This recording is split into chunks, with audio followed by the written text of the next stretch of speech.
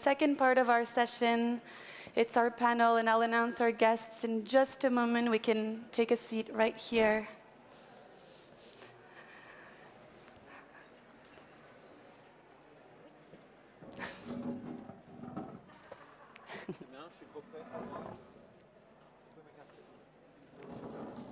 Sorry, taking 1 second to figure out if we're in the right place.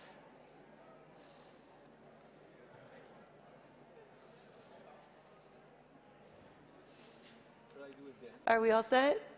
Thank you.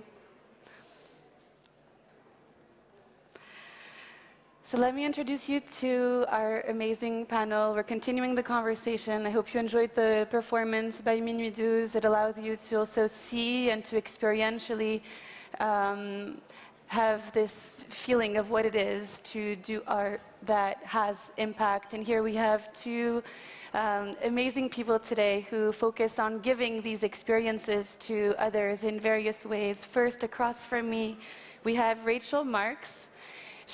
Hello. She's an American artist and dancer living and working in Paris now.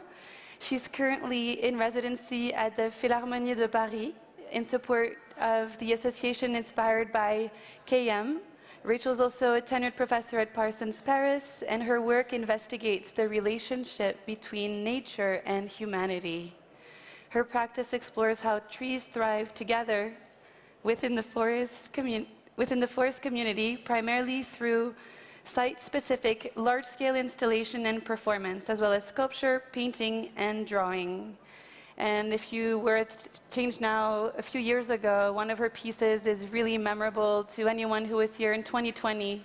And she remains a very big inspiration for how some of the art for impact is selected within the program. So Rachel's been involved for some time. And here to my left, we have Nicolas Dhers.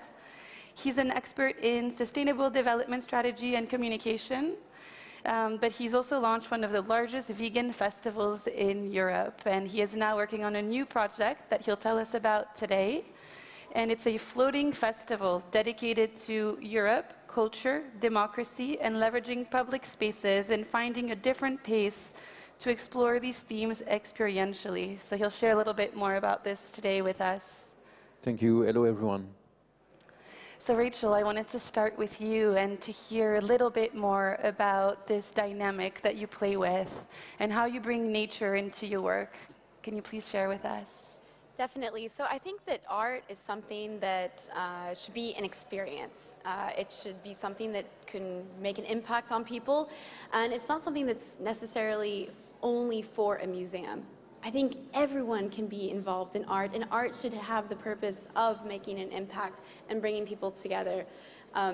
We're so used to scrolling on our telephones and seeing, oh, there's so much forest fires and war and people not getting along, and then we just go on our busy lives and we don't really take into consideration of how we can make an impact on things. But art, I think, has a different type of voice. When we walk into an installation or walk into something artistic that can really, touch us in an emotional way, we can really have an impact on people. So I've really taken it upon myself to try to be an artist that shares with others, not only as a destination, but as a journey. So I'm working with the tree as a symbol of community. Trees need each other in order to thrive. We need different ages, different species, in order to have a rich community, and I think we all need to remember that. And I think the book is something that really has all those messages. A book comes from nature, so the paper is, the origin is from a tree, but also we can have books from different languages, different ideas, religions. It's something that can really bring us together. And so I'm working with bringing books back to the natural source, so taking recycled books and making a big tree. And here, sometimes in the real world, maybe different cultures don't get along, but within my work, it shows that we can have a harmonious voice together through the symbol of nature. Thank you. Nicolas, tell us how you're working with. You mentioned, there is this floating stage that you're working on, but also this rapport to the river and incorporating the natural flow into the setting and the project. And maybe you can tell us a little bit about the project as well to give everyone an image. So hi everyone again, and thanks for being here. The project's called Fluctuations. The principle is to create a festival that navigates across Europe from May to September, from France to Eastern or Central Europe, using a riverboat, transforming it in both a stage and an artivist residency. The word has been used before, like mixing artist, activist, thinker, philosopher. And the project is there to use that boat to travel different territories at a very slow pace and to settle down in different cities or even rural areas to settle there an engaging and impact festival every time we stop. So that's basically the project, and we really like to work on two things, like really this idea of concrete utopia behind the project. How do we use the river to connect different territories that have different ways of thinking, different issues that they want to tackle? How do we connect them, and how do we use the river not as a frontier but as a bridge between those territories to convey ideas, art, emotions, and to set in the public space to disrupt the public space, let's say, politically and poetically at the same time. So you both had this inspiration for, whether you saw books one day or a pile of books to be recycled and that struck you, or how you, imagine this floating stage. What advice would you give somebody today who hasn't crossed over to the making or starting something stage of their life? So just as I'm using books in my work, it shows that you can create literally anything from even one small object. It can become something absolutely monumental that is including lots of people. The current project I'm working on right now at the Philharmonic, Sympholia, I've worked with more than 10,000 people in workshop since the 1st of October 2022. So anything is possible. You just have to allow your imagination to run free and not give yourself any limit. Maybe we can see images now of what you've done. I don't know. Yeah, because it's beautiful. We have to see that. Thank you. Yeah, so I'm working on this installation called Sympholia. So the actual name of the installation, the root prefix Greek for sym is meaning together, but it's also kind of evoking the idea of sympholia, or it's a symphony, so a musical story. And then folia is in French feuille, so feuille of a tree, and also a piece of paper, so it kind of brings those two together. So it's 5 monumental tree rings that are kind of all connected together by the same root system. And then there's all kinds of second-generation trees that are growing from each of the structures. And there are different origamis that represent these butterflies, the butterfly community coming together. And they were all folded by 10,000 young people who have visited my studio during the process. So this work is made completely out of recycled books. And this piece represents Asia and the horn family. So we have like trumpets and that kind of thing. And so it's all about kind of taking on the different Asian patterns and then this jazzy feel. This work took 3,000 hours to make. I can show you another one as well. This one is about, this is oceanic continent, and the percussion instrument family. This one took 3,600 hours of work. I think time is a huge part of my process, because taking the time to understand nature and being within that dimension of nature and inviting people to come and share within that space is part of the magic of the work, I think. And maybe give us a sense of the scale of these, because I saw you while you were working in your studio, and we can't quite tell from the screen, but give us a sense of the experience, because these are substantial. The biggest, the tallest part is 15 meters tall to link the heaven and the earth together, and then followed by all of these tree rings that are turning and orbiting, dancing together to say that it's now the time to act. It's now the time to come together. It's now the time to think about our relationship with nature. I think art, as an artist, I'm not trying to tell you what to do or how to act, but more to ask the question, well, have people ask themselves the question, what is my role within society? How can I connect together better with other people and with my environment as well? So this piece is almost 3 meters. So each of the tree rings are almost 3 meters. And so the tallest part is 15 meters and the longest part is 80. So it's absolutely monumental. And has really brought the community together, and not to mention all of the use of all these books and music scores, which using music as a universal language, just as nature is a universal language as well. Nice. Thank you. The question was what advice, or like... The question was about where you get your ideas, the inception of that idea, and then what it took to inspire you to take action, so that if someone is on the cusp of being able to realize something, they might feel like, oh, I could do this too. I have resources, or I can find kids to help me, or... Actually, maybe I can show how it looks like. I can try, but I know. No, so there's not the image, but so you have to imagine. What you have to imagine for the project Fluctuations, and after I explain where it comes from, it's a super long riverboat, so it's like 40-meter long, and on that we are going to build like a really big festival stage of 14 to 16-meter width, which is the size of the stage 2 of a big festival in like France or Europe, like Rock en Seine or Dhers or these type of things, and navigating, going from place to place. And the ideas actually comes from the reading of the biography of an artist called Manu Chao, who was like a punk artist in the late 80s, beginning of the 90s, in a band called Mano Negra, super famous in Central and South America. And he met a street theater, a very famous one, called François de la Rosière, who created like Royal Deluxe and The Machine in Nantes. And they had like a crush together, like an artistic crush, meaning like this guy is to theater what I am to music, basically, like playing in the streets at that time. And that they took a cargo in Nantes and put like a massive street theater piece in it.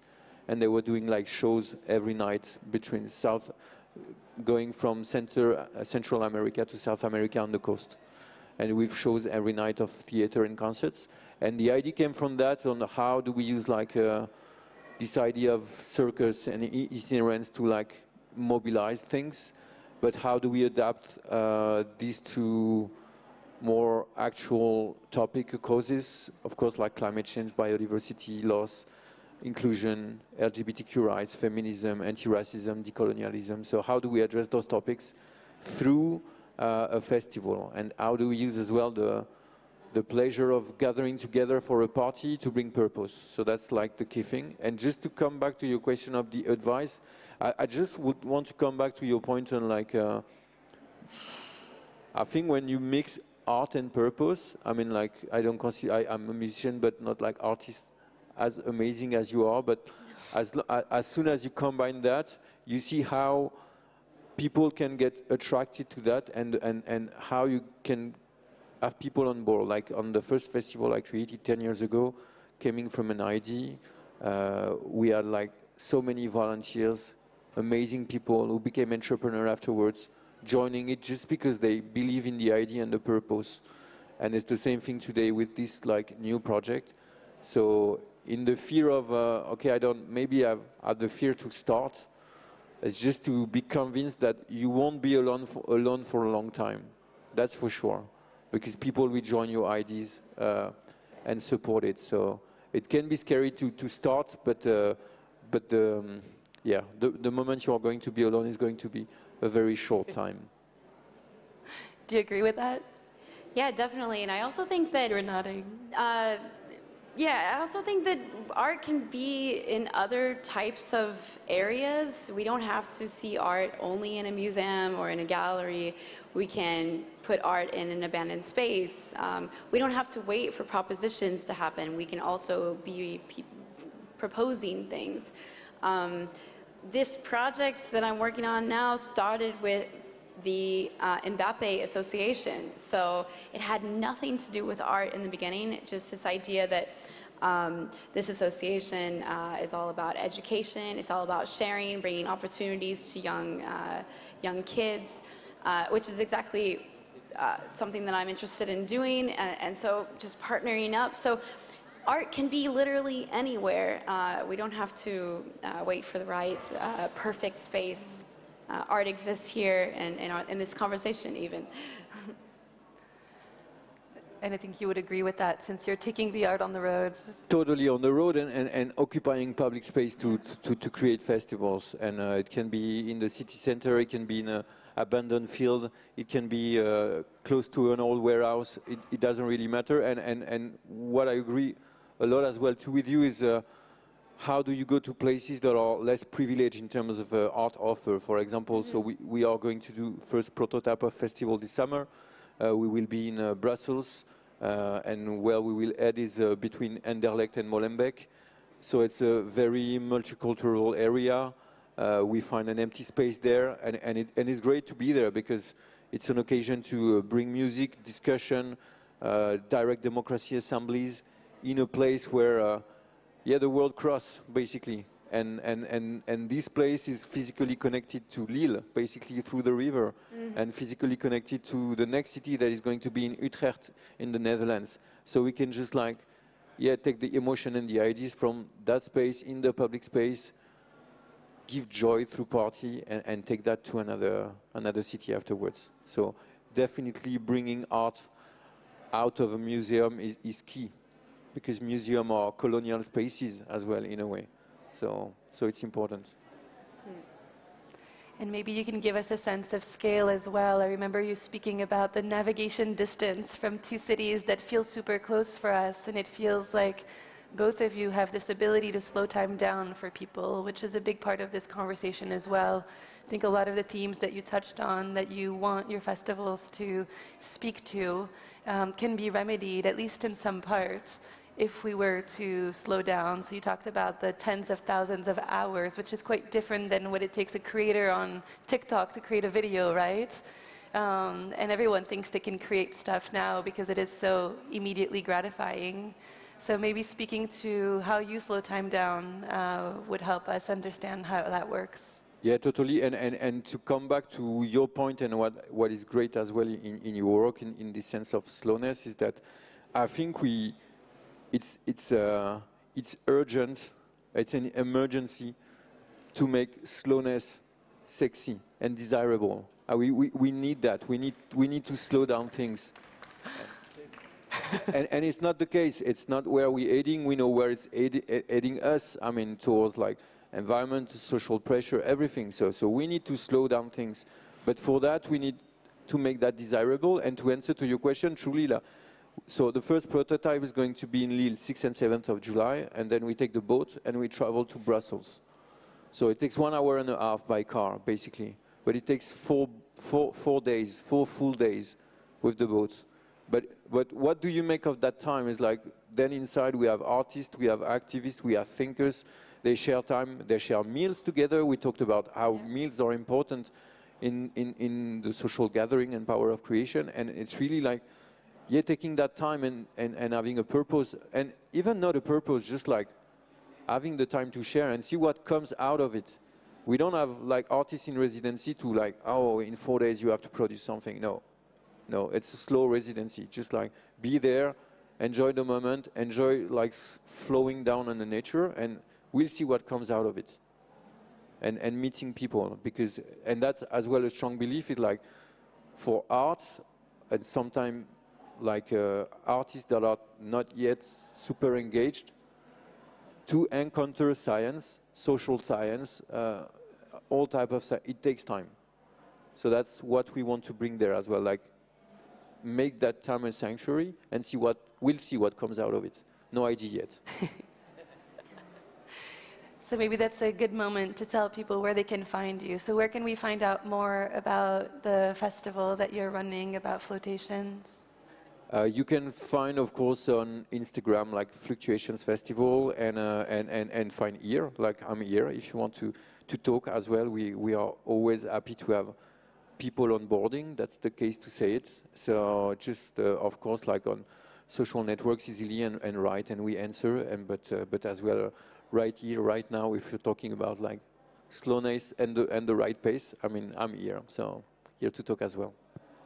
What about you, Rachel? Tell us where we can see your work and where we can find you.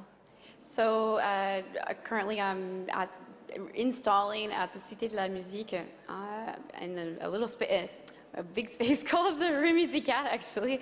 It's at the Philharmonic here in Paris. And the installation will be opening for the 27th of May, and it's actually a part of the cultural program of the Olympic Games. So it will be here all summer until the 8th of September. What about on social media, or what is the best place for people to follow you? So I have a website, rachel-marks.com, and then you can also follow me on Instagram. I'm very active about posting the process. I like to show people the process because it's showing this aspect of time. You can't grow a tree in one day. So I think it's really interesting to slow this time down and show people all the time and investment and exciting process. Thank you so much. We're out of time on that note. Thank you, Rachel. Thank you, Nicolas. Thank you, Kim. And thank you all for tuning in. We have one more part to this panel, but please a big round of applause for our panelists.